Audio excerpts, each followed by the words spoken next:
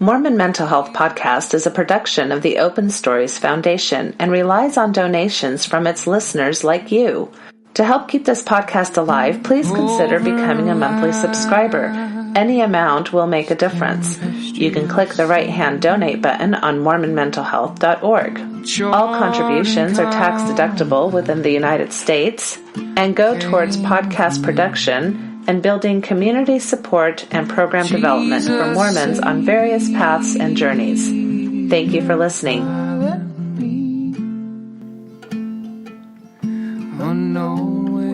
Welcome to the podcast. My name is Jeff Lundgren. I live in Salt Lake City, Utah, and I work here as a therapist. And before we get started, there's a couple of things I need to mention.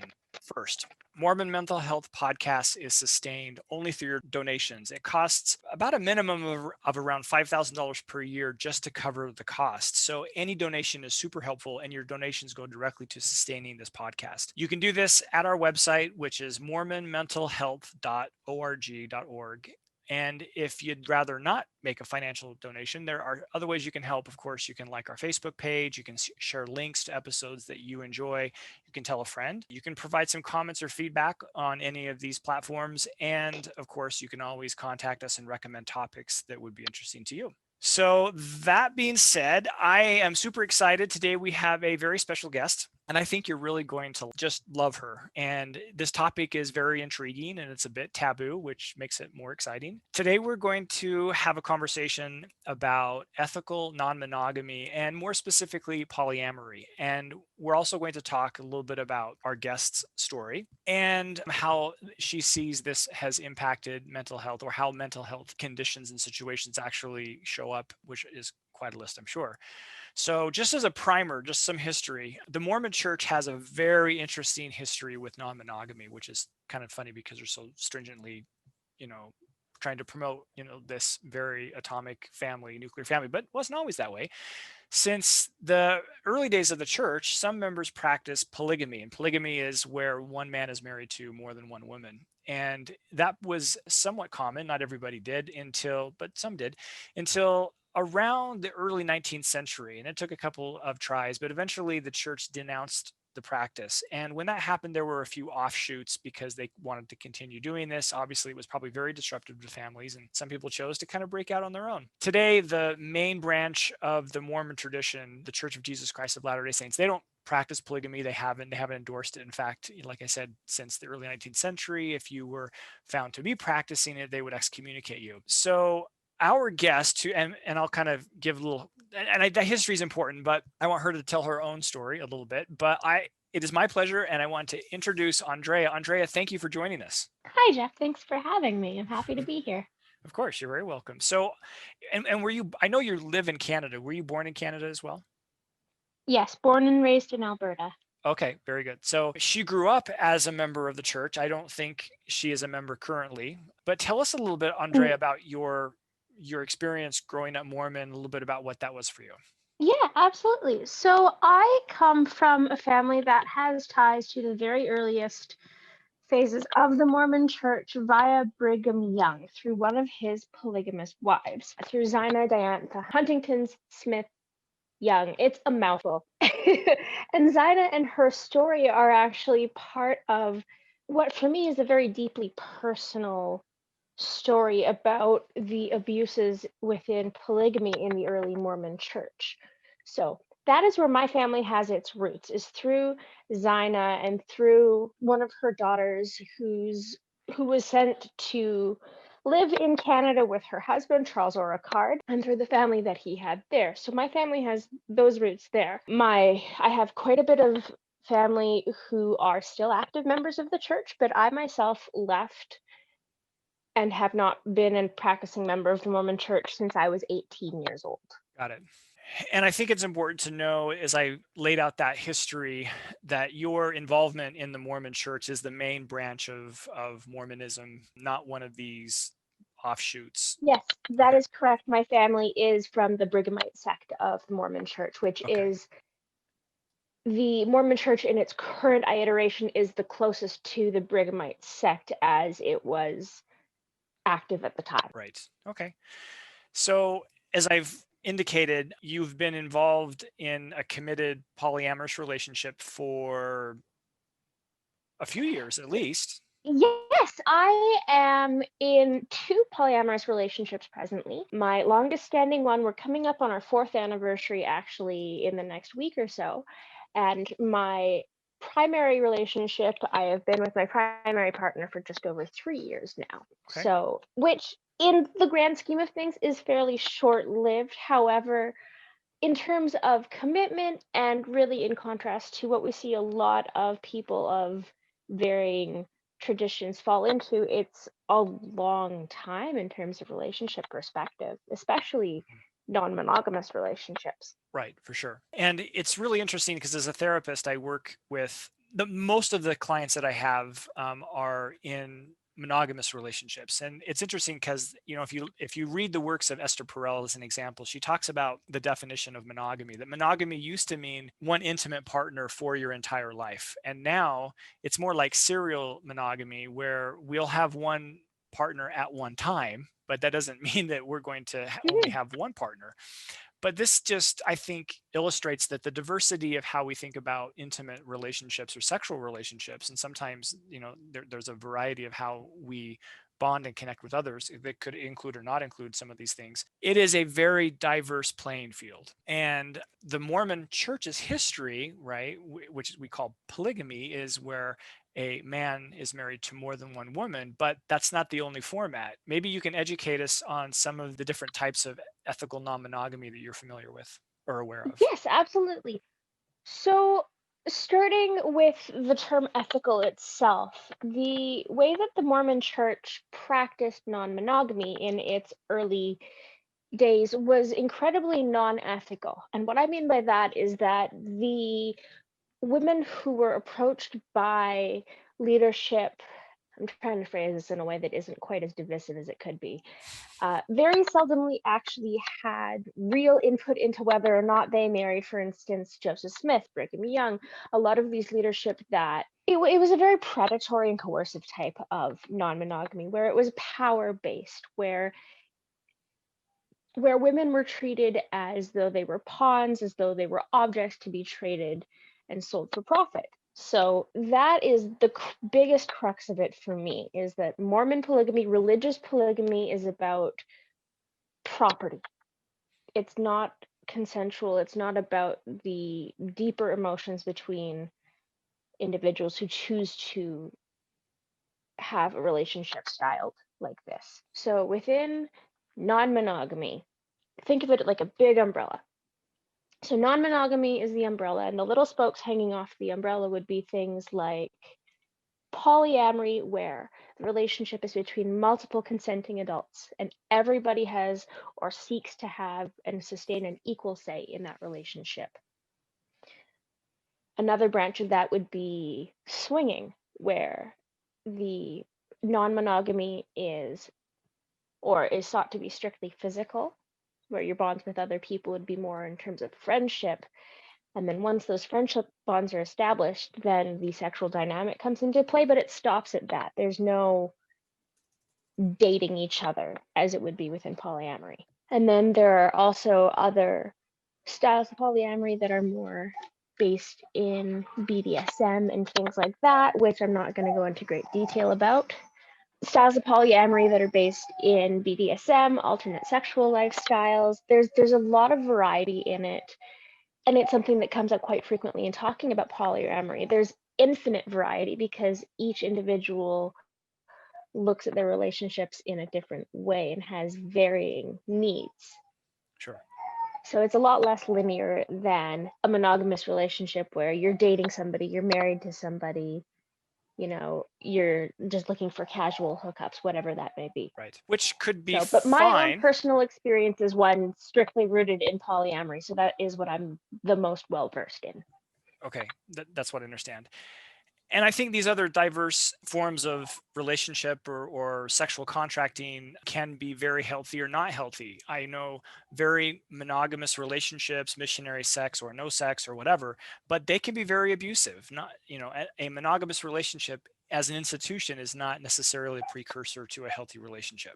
Oh, no, absolutely. There are toxic patterns and toxic behaviors in any relationship styles, in any situations, really. And it's the thing that I have found the most important and the most helpful within my own journey in polyamory is the introspection that it has all taught me, where I am really looking at my own behavior, my own perspectives, and really doing that introspective work to be more accountable for my actions and try to grow without sitting unduly in my own feelings and agonizing about things till I'm an anxious disaster. Give us a little bit of insight into what brought you into a polyamorous relationship. How did that door open for you? So it's kind of a dual faceted story. I was 18 and freshly out of my first real serious relationship. And I remember very clearly walking through the university and thinking, why on earth why do I want to just date one person? This doesn't feel right.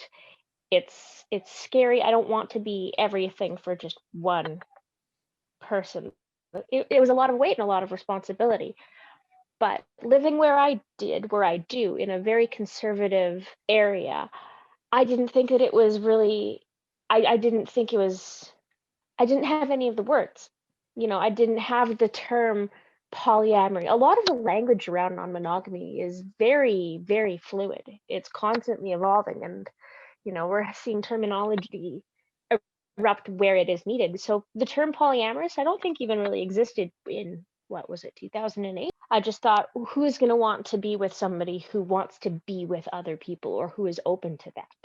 Who's going to want to share? Who's going to, nobody's like this. So I kind of set that thought aside and kept going and made a few really exceptionally poor choices and few really good ones, and then came out of it in 2015 thinking, okay, well, that wasn't what I needed it to be, and let's see if we can try this, because I'd been doing a lot of reading and I had made some connections with people who were in polyamorous relationships and part of the polyamorous communities online, and I was just intrigued by it, by the happiness, and I felt drawn to it again and just thought, you know what, I have to try.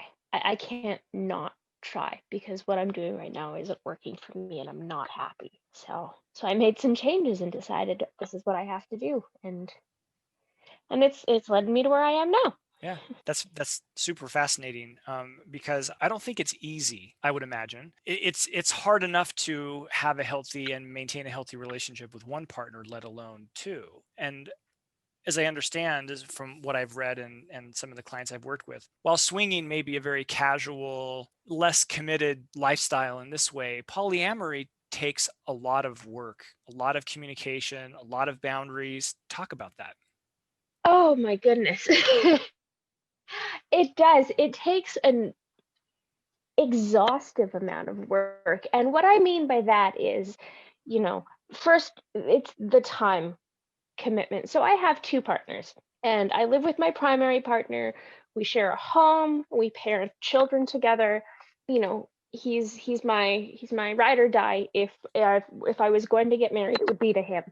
And then I have another partner who lives about a half an hour away from me, and he lives with his wife and their child. So there's the scheduling between multiple families, and the way that the way that we practice our polyamory is that we utilize what we call kitchen table polyamory, where we all seek to be comfortable and happy with each other and want to spend time together like our own little family unit, where we can sit together and enjoy a meal as a family. Now, COVID has made that difficult. We've spent very little time together over the past year, but that's what we like. The kids all play together.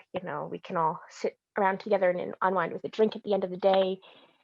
And it's cozy, and to anybody else, we look like a big blended family, which is basically what we are. Yeah. And So And it's fascinating to me because Yeah. infidelity within monogamous relationships can be a very challenging injury to one person. But the risk of infidelity exists between two people, or any kind of relationship injury is just involving two people. But in a polyamorous relationship, there can be injury that originates anywhere in that system. And so there's more jeopardy, more risk, and there's more chance of more people getting hurt.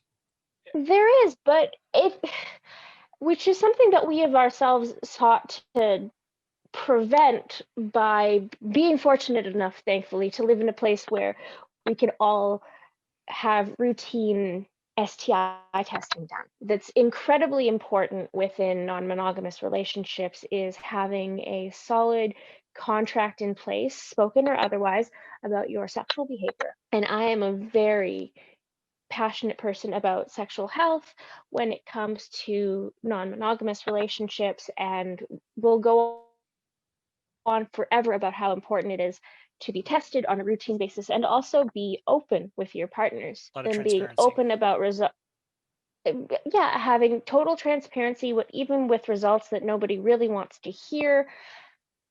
And part of that is also to help end stigma around diseases that are transmitted just as easily as COVID, for instance, or, the common flu, or any number of, for instance, the major factor in what causes a herpes virus to be a herpes virus is the way that it lives in the myelin sheaths around your neurons after your immune system has subdued it. It has nothing to do with your sexual behavior. It's just stress makes it flare up, and that's where the skin that it's most likely to present is around your genitals and your mouth. Right. So talking about things like that and being open and straightforward is really important, to decrease that stigma and to help us all to really take care of each other. Yeah, but it does take a lot of work. It does, and it takes a lot of communication. Our polycule, and polycule is a portmanteau between the words polyamorous and molecule. Our polycule, we use Google calendars and things like that to communicate. We have group messages and things like that. And it's hard for us to schedule at times because my partner, we live in separate cities, but also one of my partners works out of town. They both have in the past. So time is difficult, especially because we all have young kids. And so where some polyamorous people have chosen a certain amount of, we have chosen a certain degree of structure in our lives, where I call one of my partners my primary partner and the other partner my anchor partner, because I don't like the term secondary. He's not a secondary person to me, and I love him as much as I do my primary, but we've chosen that structure because of the kids, because it's important to us that their needs are always put first.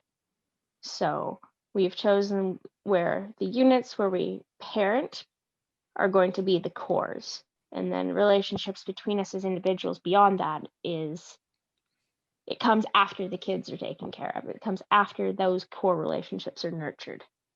Right. So, but not everybody wants that type of structure. Some people want more. They call it relationship anarchy, or it's a more unstructured relationship. There are also polyamorous relationships where it is 3 individuals in a relationship together, so a triad, or a threesome, or a throuple would be examples of terms used for that, where everybody is an equal player in a relationship, where it's not intersecting relationships that interact the way it is in my own life.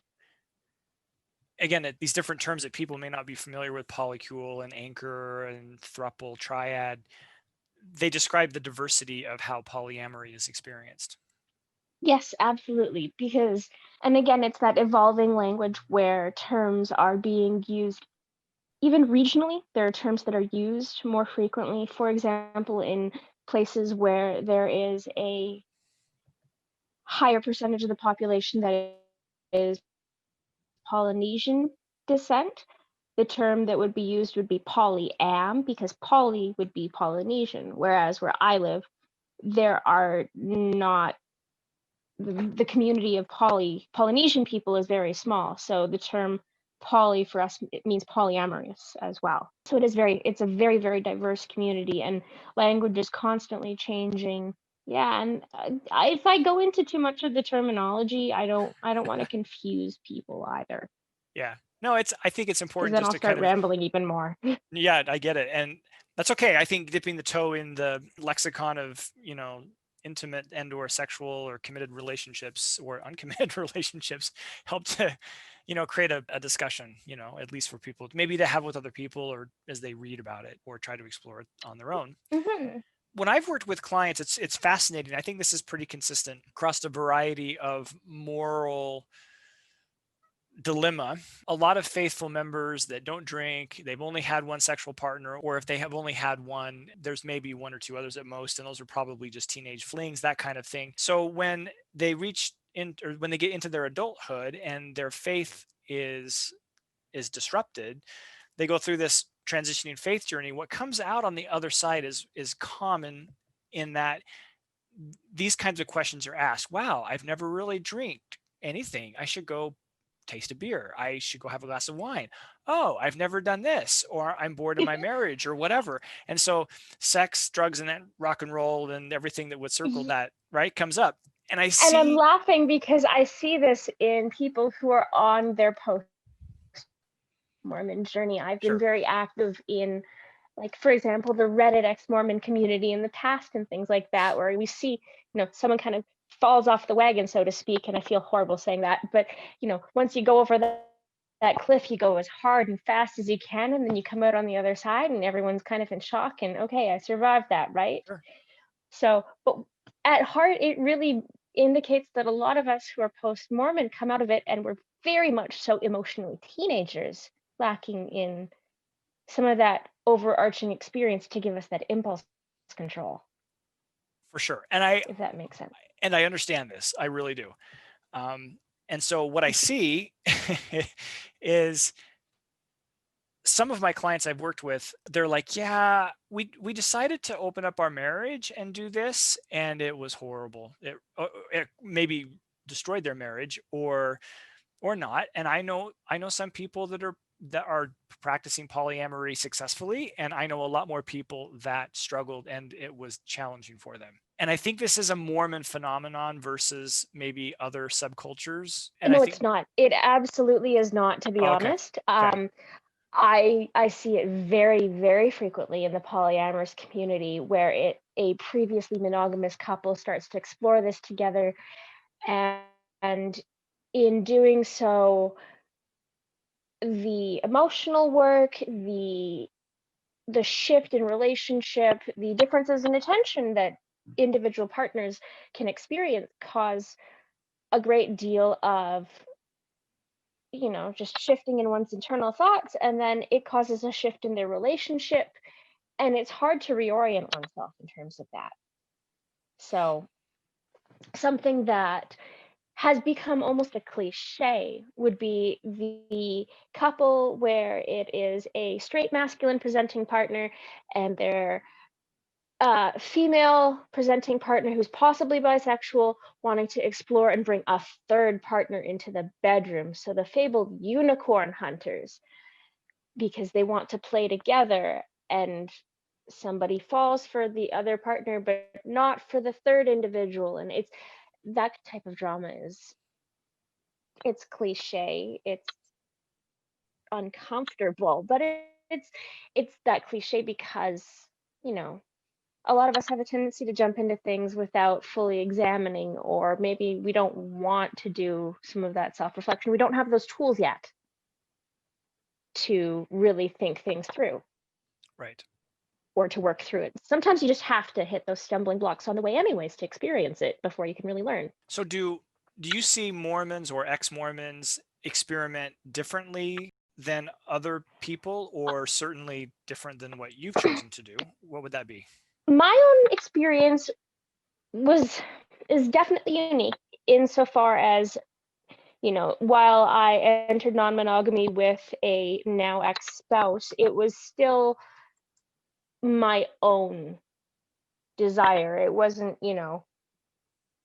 we weren't in a mixed orientation. Well, we were in a mixed orientation marriage, which is something that I'll touch on in a moment. But it was more of this was something that I've wanted that I've thought about since before this relationship existed. Whereas on the mixed orientation marriage note, that is a place where I see quite a bit or quite a few people from Mormon tradition come in, is You're talking about where interfaith one part, marriages or interfaith couples? no, mixed orientation, so sexual orientation. Got it. Okay, I just wanted to understand what you were saying. Yes, absolutely. So where one partner is bisexual, is gay, is lesbian, maybe questioning their gender identity, but for either reasons where the couple has decided that they still care about each other individually and they want to keep their family unit, their nuclear family intact, or whatever the reasons may be, because their reasons are not my reasons and they're totally valid, is they have chosen to utilize non-monogamy as a way of exploring that. For example, I know this lovely lesbian couple that got married this year, and they are still a family unit with one of the wife's ex-husband and their children, and they are just this beautiful family, and their relationship has its roots in non-monogamy because well, the wife is a lesbian. Delightful people. And so I see that very frequently. I'm actually an administrator for a number of, well, two different ex-Mormon non-monogamy based groups, one for feminine identifying people and one for all genders. And I'll actually drop you the links for those later, Jeff, if you want, because I'm Okay. sure you'll probably have a couple people ask about it. Thank you. So, yeah, of course. So, in my experience, that's where a lot of it comes from, but also because when you grow up Mormon, a lot of people marry the first, the second, somebody that they haven't known for as long as you might have dated them were you not Mormon, or it's a very quick marriage. I've had friends say, oh, I married them because really we just wanted to have sex.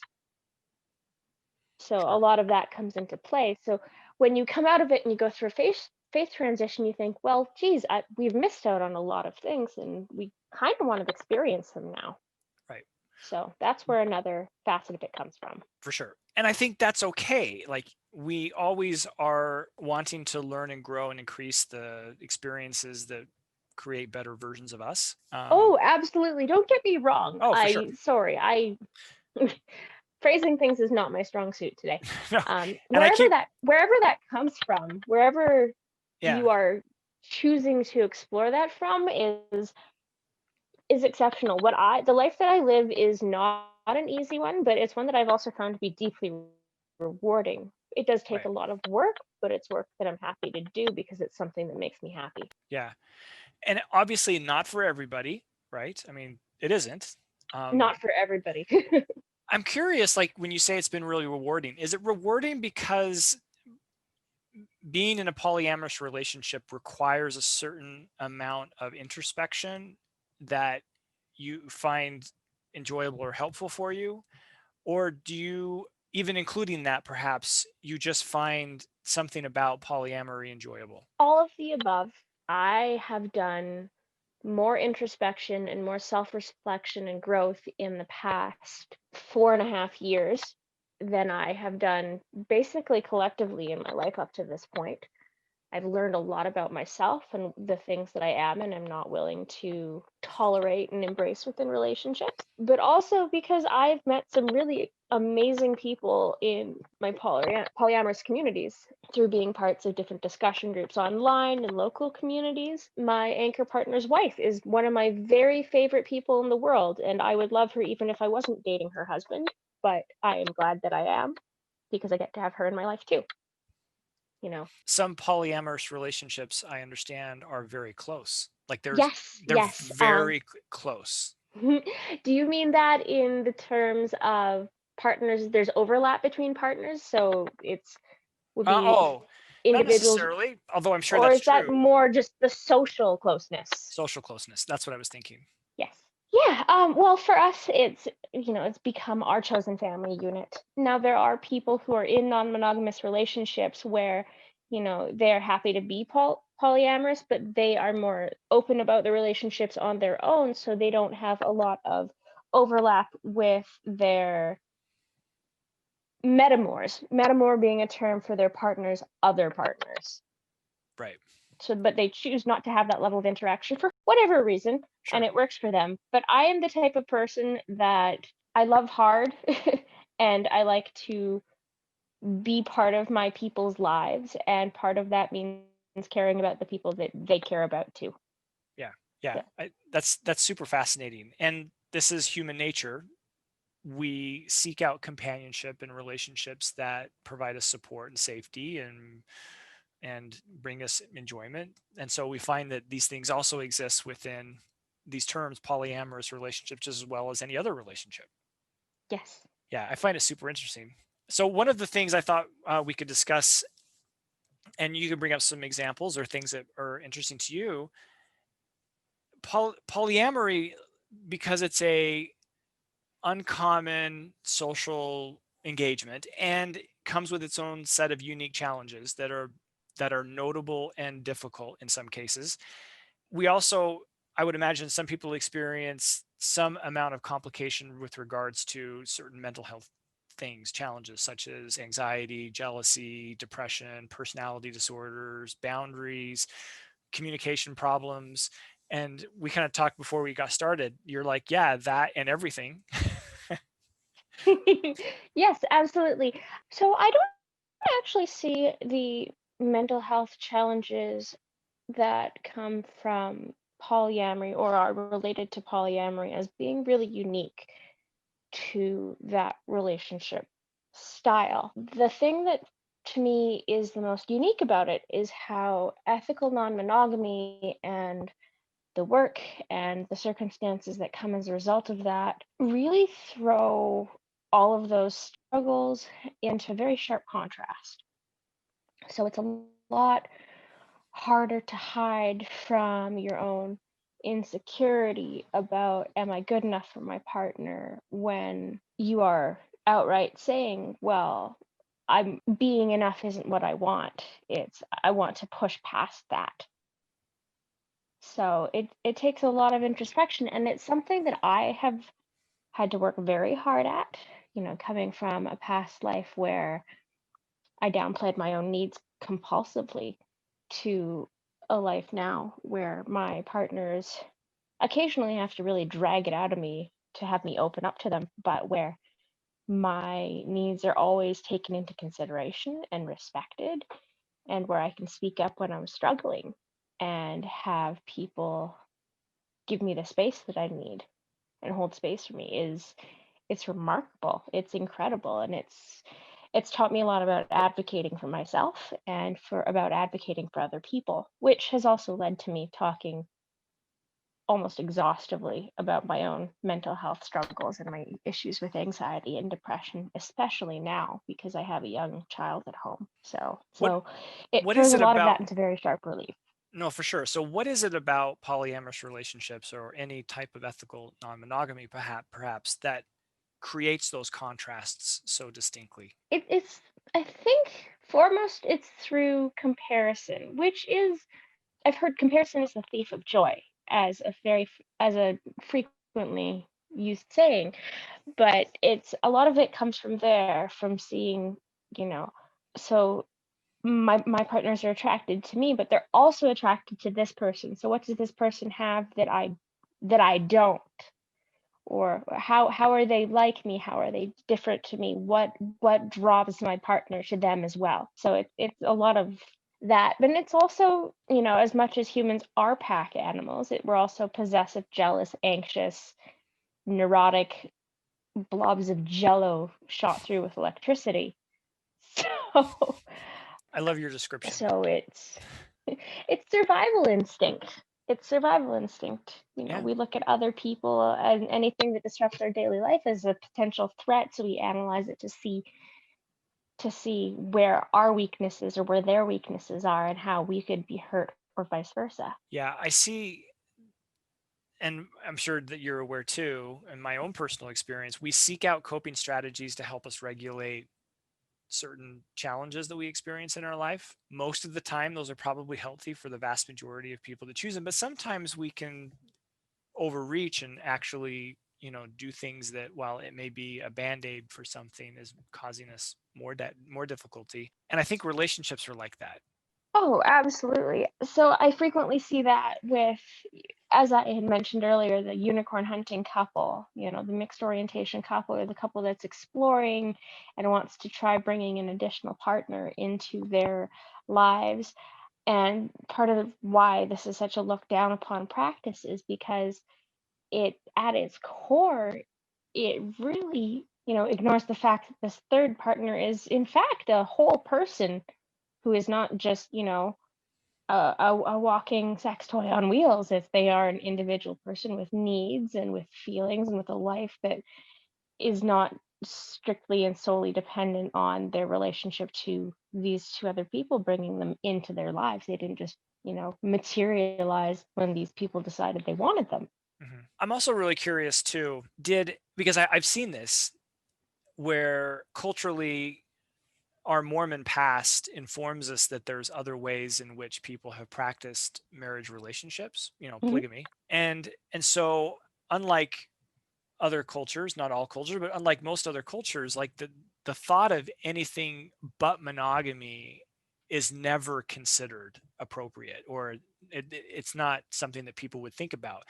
Is there a propensity generationally where we find ourselves being more open to stuff like this than what others from other backgrounds and cultures may? What do you think? I think it's more of a generational shift in terms of the millennials and exennials and beyond making that shift more so than it is the cultural distinction between Mormons, because Mormons tend to get very defensive and very up in arms about polygamy, which is partially due to a lack of education, I feel. The true history of, I don't know if you've listened to the Year of Polygamy podcast, but it is phenomenal. And it really goes Fantastic. into the really nitty gritty details of the Mormon Church's history of polygamy and the way that it was used to be coercive and create that really power hungry mindset. And all of the really dangerous toxic fallout and the layers of damage. So Mormons tend to get very jumpy about non-monogamy. And, if, say, someone's from a polygamous, we're Mormons, but we're not the kind of Mormons that marry each other's wives, especially because there are communities that do still practice religious polygamy as well. Right. But I think that between the overall societal shift that is happening right now in terms of people becoming more friendly to alternative relationship settings, but also this at its root very committed to family and, kind of a deep stubbornness, I guess you could call it. Sure. Is where a lot of that Mormon shift comes from. But yes, there are definitely people who are more open to the idea of non-monogamy because of polygamy. But to be honest, I would really recommend people who are interested in non-monogamy because of the idea of multiple wives do some self-work and find out why they are pulled to that, and if there's something that they are missing in their lives that they need to work on before they start to bring multiple people into things, if that makes any sense. Absolutely. I totally agree. And I think you're right. I think, as an example, the LGBTQ, the changes that we've seen socially and legally to allow for marriages between same gender partners occur, I think is a phenomenal step forward in terms of and again, this diversity that exists. And I've asked this question, well, so what's next? Are we going to see the legalization of polyamory? What would that look like? What do you think? It's actually funny that you mentioned that, because on November 23rd, I think it was 2015, a court in, was it Newfoundland in Canada, legally, effectively ratified a polyamorous union where 3 parents were put on their child's birth certificate, the gestational parent and then the 2 non-gestational parents, as opposed to just the parent who gave birth and the parent who they contributed the sperm, so to speak. Yeah, accommodating the diversity So that exists. shifts like, yeah, so I think that shifts like that are coming, but there's also a lot of very complicated factors that come into play with the legal representation and the legal acknowledgement of plural relationships, because you know, things like welfare systems and pensions and disability programs. So it might really be symptomatic of us seeing almost a shift away from traditional marriage, as it were, at least in the United States, for its affording people protections because they are legally married. For instance, my primary partner and I are not married, but we have a child together and we have a family together. But because we have a family together, the government in Canada doesn't really care that we haven't legally signed the paper. The only thing that's affecting is really my last name, if it comes down to it. Otherwise, we file our taxes together. Our incomes are considered collectively for anything to do with the kids or anything to do with our taxation. So I think that that shift is hopefully coming, because it would make things a lot easier, and then people would be able to step towards, you know, marriage being more a reaffirmation of their own relationships to each other, and bringing in whatever deity that they want to, as opposed to it being a contract with the government. Right. Give us some information that would be helpful. There's going to be somebody at some point that may listen to this podcast and say, "Yeah, this is something that I've been thinking about trying, or a road I wanted to go down, or I'm in the middle of this." Give some of our listeners, it's a small percentage, but give them some suggestions. What would be helpful for them to know? So when I got into polyamory, when I first started doing research and investigating to see if this was a sustainable thing for me, I started with, of course, the internet sitting right at my fingertips. So I looked on Reddit. There's a number of good resources. I also there's a number of books out there. I know that More Than Two is one, although one of the authors has been problematic in the past. The Ethical Slut. There's also Sex at Dawn. And what was the other book that we were talking about earlier? Well, Esther Perel in her book Mating in Captivity has a whole chapter or two on ethical Yes, that non-monogamy. one. Yes, Mating in Captivity. But really, my primary resource is the community. Even on Facebook, there's quite a few polyamorous groups. There are pages that are run by poly communities, poly individuals, lots of podcasts. Those resources would be my first step, but also, to make sure that you have the resources to do that reflection, to be guided in that reflection. So make sure that you do have a good therapist, or are willing to ask yourself those hard questions, even if you don't like the answers that you come up with. If you can self-therapist yourself, I guess. Right. Don't expect to be able to bring somebody else into your life in a healthy way, have healthy polyamory, so to speak, unless you're willing to be brutally honest with yourself too. Mm-hmm. Yeah, and for individuals that are seeking for a therapist, I would, at a minimum, make sure that the therapist that you're working with comes from a very strong sex positive perspective in their clinical demeanor. Mm-hmm. And if possible, I would suggest finding somebody who is ASEC certified, because they're going to have the training, which is almost like another master's degree or more in sexual issues and all the stuff. So yeah, opposed to just, well, my therapist, which So could be would fine. that be on the Psychology Today website? So most sex or certified sex therapists will add those letters to the end of their licensure letters. The other way you can go is to look at that up, is Mm-hmm. to go to asect.org and simply find a provider and someone that may be in your market or state. But you can also ask, if you have a strong relationship with your current therapist, you could say, hey, I'd like to work with somebody who is ASEC certified, or someone who is very sex positive, because I'm wanting to explore polyamory.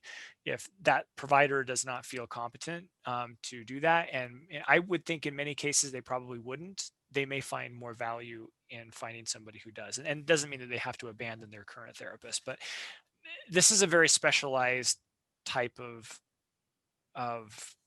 you want to get someone who knows what they're doing. I guess that's what I'm saying. It's a very unique little niche. Yeah.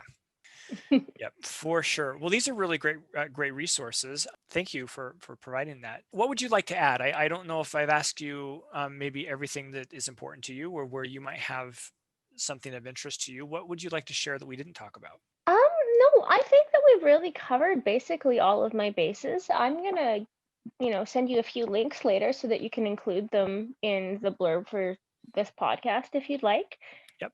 In the subtext so that people can check links out. I'll see if I can find some more good resources on non-monogamy. It's a daunting thing to look at. It's a daunting place to be, and opening up your marriage is terrifying.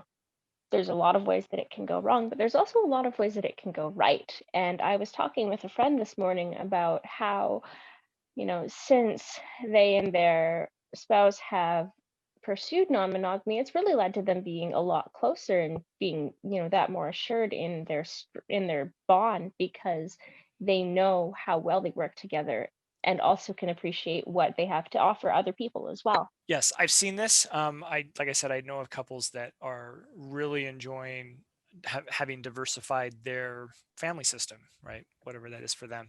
And they do it very successfully. Yeah. I think everybody could learn from this community, right? This vast, I don't know, it's late at night, so my tongue's not working very well, but there is a larger community globally of people that are experiencing ethical non-monogamy. And I think that the monogamous among us could learn a lot by opening up dialogue and right? Because think about how even monogamous relationships would benefit by incorporating the types of things that you're suggesting. Oh, absolutely. And especially things like how to talk about your own insecurities, your own jealousies, and to understand your feelings and how they relate to your partners. But, what's the difference between jealousy and envy? Envy is wanting something that somebody also has, but for me, jealousy means that you want it for yourself and for them to not have it. So am I really jealous of something? Am I envious? Finding out, it helps you really get to the root of why you're feeling the way that you are, if that makes any sense. For sure. That level of introspection and unwinding what's really at the root of those feelings is something that it took a really long time for me to learn how to do, but it's one of those things I'm going to use every day for the rest of my life. Beautiful. I love it. Andraea, thank you so much. I can't express how happy I was to hear that you were open to having this conversation publicly. And I knew that you had been involved in other public forums to some degree, so this wasn't a new experience. But for you to contribute to the community which I serve, I think is just fantastic. So thank you again. I really appreciate it. Well, thank you again for having me. This was a lot of fun. I will make sure that I send you those links, and I'm really looking forward to hearing how this all comes together. Very good. Send me a link also how people would contact you. If they have questions for you specifically, maybe they would be able to find you on a particular social media platform or link. And if you send that to me, I'll include that in the show notes and people can find you that way. Does that work? Yeah, absolutely. I will make sure that I have contact information in there too. Fantastic. Thank you so much. Thanks, Jeff. Take care. Thanks for joining us today on Mormon Mental Health Podcast. If you enjoyed this episode, please help us and become a monthly subscriber at mormonmentalhealth.org. The goals of this podcast include education, advocacy, and the mental health and general well-being of Mormons and their families. We can't further this work without your support. Music for this episode was provided by the Lower Lights. Over life's tempestuous sea, chart and compass came from thee. Jesus, Savior, pilot me, unknown ways before me roll, hiding rock and treacherous show. chart and compass came from thee. Jesus, Savior, pilot me.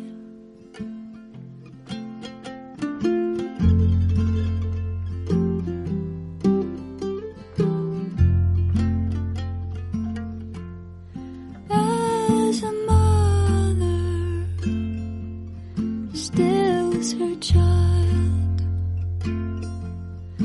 thou canst touch the ocean wild, wondrous sovereign of the sea. Jesus, Savior, pilot me. Boisterous wave, Boisterous wave, obey thy will. obey thy will. When thou When thou sayest to them, be still. wondrous sovereign of the sea. Jesus, Savior, pilot me.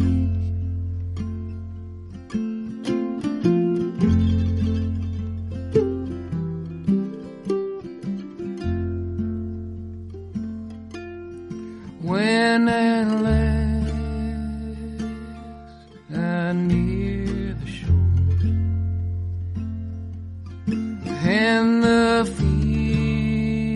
fearful breakers roar, may I hear thee say to me, fear not, I will pilot thee. Twixt me and Twixt me and the peaceful rest, the peaceful rest. then while leaning on my breast, may I hear thee say to me, fear not,